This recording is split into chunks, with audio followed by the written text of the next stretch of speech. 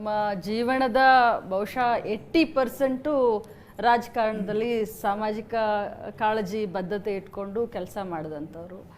ತಾವು ಯಾವತ್ತಾದರೂ ತಮ್ಮ ಫ್ಯಾಮಿಲಿ ಜೊತೆ ಏನಾದರೂ ಸ್ವಲ್ಪ ಕೂತ್ಕೊಂಡು ಎಂಜಾಯ್ ಮಾಡ್ತೀರಾ, ಅಥವಾ ಬೆಳಗ್ಗೆ ಆದರೆ ಅತೀಕ್ ಸರ್ ಬರ್ತಾರೆ ಆಮೇಲೆ ನಾವೆಲ್ಲ ಬಂದು ಕೂತ್ಕೊಳ್ತೀವಿ, ಬರೀ ಇದೇ ಜೀವನ ಆಗೋಯ್ತಾ ಸರ್? ಏನು ಸ್ವಲ್ಪ ಫ್ಯಾಮ್ಲಿಗೂ ಟೈಮ್ ಕೊಡ್ತೀರಾ ಸರ್ ತಾವು? ಫ್ಯಾಮ್ಲಿಗೆ ಟೈಮ್ ಕೊಟ್ಟಿರೋದು ಭಾಳ ಕಡಿಮೆ ಸರ್. ಹಾಗೆ ಯಾಕೆ ಸರ್? ಯಾಕೆ ಅಂತಂದರೆ ನಾವು ಸಾರ್ವಜನಿಕ ಕ್ಷೇತ್ರದಲ್ಲಿರುವಾಗ ಫ್ಯಾಮಿಲಿ, ಇಡೀ ಸಮಾಜ ನಮ್ಮ ಫ್ಯಾಮಿಲಿ ಸರ್. ಒಪ್ಕೊಂಡು ಯಾವಾಗ ನಿಮ್ಮದು ಒಂದು ಬುಕ್ ಬರಿಬೇಕಾಗುತ್ತೆ ಸರ್. ಹಾಗಾದ್ರೆ ಮಾಡಿಕೊಡಬಾರ್ದು ಅಂತಲ್ಲ, ಹಾಗಂತೇಳಿ ಕೊಡಲೇಬಾರ್ದು ಅಂತ ನಾನು ಹೇಳಕ್ಕೆ ಹೋಗಲ್ಲ, ಬಟ್ ಸಮಯ ಸಿಕ್ಕೋದಿಲ್ಲ ಕೊಡಲಿಕ್ಕೆ. ಸೊ ಹಂಗಾಗಿ ತೊಂದರೆ ಆಗ್ತದೆ.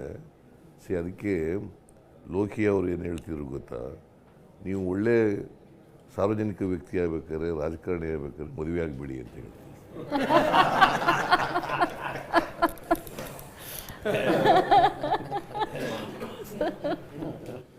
ನಿಮ್ಮನ್ನು ನೀವು ಅರ್ಪಣೆ ಮಾಡ್ಕೋಬೇಕು ಅನ್ನೋದಾದರೆ ಸಮಾಜಕ್ಕೆ ಮದುವೆ ಆಗಬಾರ್ದು ಸರ್. ಒಮ್ಮೆ ಆದರೂ ಸರ್ ತಮ್ಮ ಧರ್ಮಪತ್ನಿಯವ್ರನ್ನ ಒಮ್ಮೆ ಆದರೂ ನಮಗೆ ಪರಿಚಯ ಮಾಡಿಸ್ಕೊಡಿ ಸರ್. ಒಮ್ಮೆ ಆದರೂ ಅವ್ರನ್ನ ನೋಡ್ಬೇಕು ಅಂತ ಅಭಿಲಾಷೆ ಇದೆ.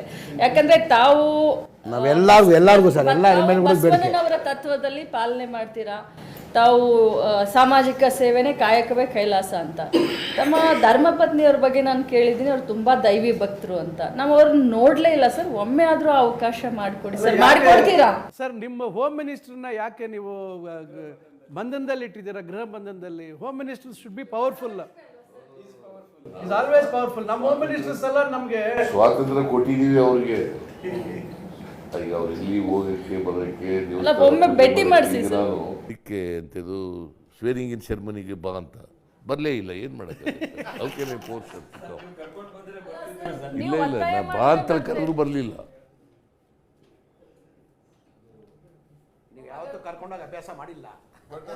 ಅಲ್ಲ, ಅಫ್ಕೋರ್ಸ್ ಮೊದಲಿನಿಂದ ಅಭ್ಯಾಸ ಇಲ್ಲ. ಯಾಕೆಂತಂದರೆ ನಾನು ಮದುವೆ 77ರಲ್ಲಿ ಆದೆ.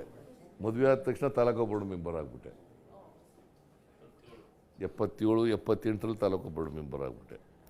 ಸೊ ಹಂಗಾಗಿ ರಾಜಕೀಯಕ್ಕೆ ಹೆಚ್ಚು ಸಮಯ ಕೊಡ್ತಕ್ಕಂಥದ್ದು ಮೊದಲಿಂದ ಬೆಳಕು ಬಂದ್ಬಿಡ್ತು. ಸೊ ಇದು ಹಿಂಗೆ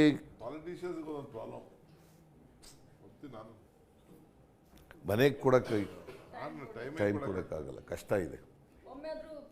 ಈಗ ನಾನು ಅನೇಕ ಸರಿ ಲೇಟಾಗಿ ಬರ್ತೀನಿ, ನಾವು ಹೋಗಿ ಬರೋದ್ರಷ್ಟರೊಳಗಡೆ ಮಲಗಿಬಿಟ್ಟಿರ್ತಾರೆ. ಸರ್ ಈಗ ಆಯ್ತು, ಈಗ ಲಕ್ಷ್ಮಿಯನ್ನ ಕೇಳ್ತಾ ಇದ್ರೆ ಒಂದು ಊಟಕ್ಕೆ ಎಲ್ಲರೂ ಕೊಟ್ಟು ನಮ್ಮ ಊಟಕ್ಕೆ ಮಾಡಿ ಒಂದು ಪರಿಚಯ ಮಾಡಿಕೊಡಿ.